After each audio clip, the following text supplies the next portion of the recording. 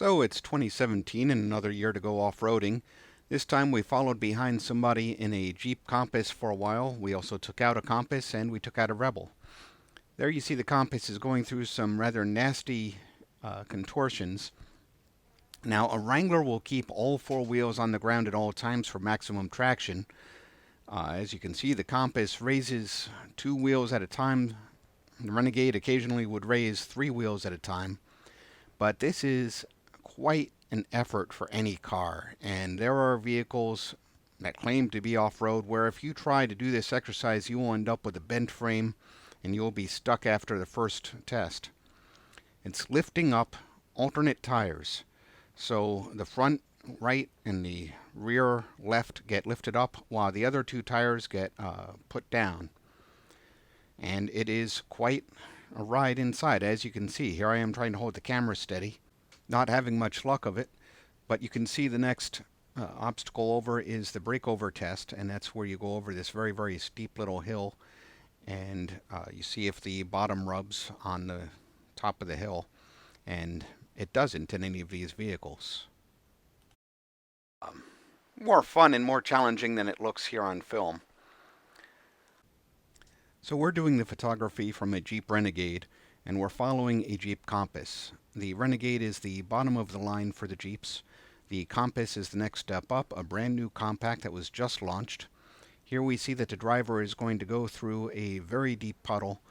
We have photos of this from a previous year. You can see just how deep it is, and these vehicles just don't lose traction, and they don't die either. Both of the drivers are very inexperienced. The driver taking me around on the Renegade had never been on the course before, and I think that the Compass driver probably hadn't either. We took the cars through water that was even deeper because it was raining while we went through the course. This trail is all loose mud because water has been coming out all day. These cars started driving on this trail at about 8 in the morning. We took this video at about 2:40 p.m. The trails were muddy, they've been going through them all day, and these Jeeps have been in constant use. As far as I can tell, they have no problems. They've been running the entire set of them the whole day long. They didn't swap in fresh ones every hour. It's really a testament to how well they make them, because every Jeep, regardless of articulation and other issues which come in handy at Moab and the absolute toughest trails where you'd want to be in a modified Wrangler Rubicon, regardless of all that, these bodies are just incredibly tough. And that's just something that's amazing that they still build them to this standard. So here we're basically going up a set of timbers. I really don't know if you get a sense of the height. This is a breakover test, also a traction test. The cars really have no problem. If you drive it, and in the case of the Renegade, if you just give it enough gas, it will just go. All that you have to do is steer and the car does the rest. I can tell you from experience on that hill, all that you don't even have to worry about coming to a stop and starting up again. You just have to trust the car's automatic functions. Now, if you're getting tired of the sound of my voice, we'll just go through a little bit more of the trail. But I just have to say, again, you can see how the car is bouncing around, and that's for a good reason. You really can't see the trail very well. When you can see it, the camera sort of hides just how deep these ruts and spots are.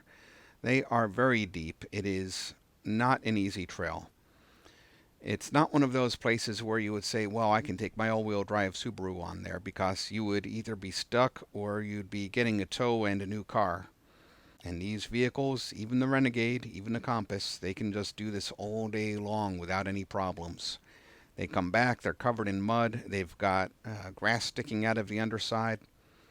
You hit the skid plates over and over, and they just hold. Even the cheapest of the Jeeps, if it's trail rated, as long as it's trail rated, you will have very thick steel skid plates that will protect the bottom of the car. If it is not one of the trail rated models, you almost certainly do not have the skid plates, and you don't want to be doing any of this with it.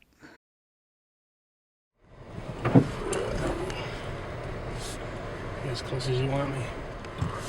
You see why too? They do trails and packs because it's you sort of just follow the back end, you know, Yep. of the Jeep in front of you, and you always know you're, you know. That's why they have the big trail rides with the leader, and everybody follows the leader, you know. Oh, I got a bog over there. It's a lot easier following than having to lead all the way. Especially because you can see when they bottom out on something and say, oh, maybe I should take that slightly slower. There should be some good stuff right here. I'll hang back just a little bit there.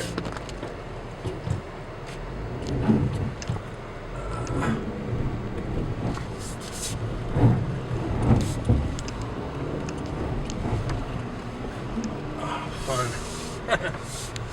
That is fun.